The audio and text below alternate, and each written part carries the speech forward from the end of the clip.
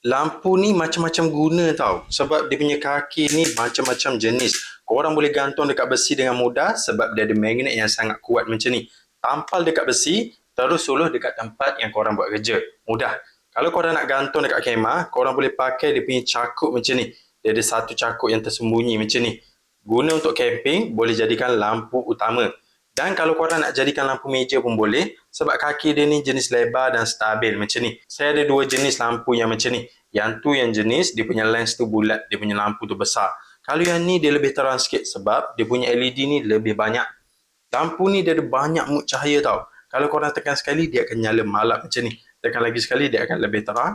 Lagi sekali lagi terang. Dan yang ni yang paling terang, mood keempat. Bila waktu malam memang sangat function bila ada lampu macam ni. Lampu ni korang boleh standby untuk macam-macam. Kalau korang standby dalam kereta, korang boleh pakai mood yang ni.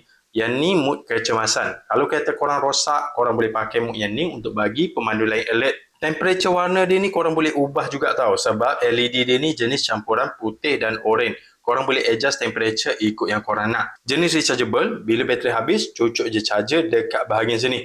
Jadi kalau korang nak cari lampu portable yang jenis rechargeable, lampu yang banyak mood cahaya, boleh tukar dia punya temperature warna, ada mood kecemasan, mudah untuk standby mana-mana, korang boleh check lampu ni dekat link video.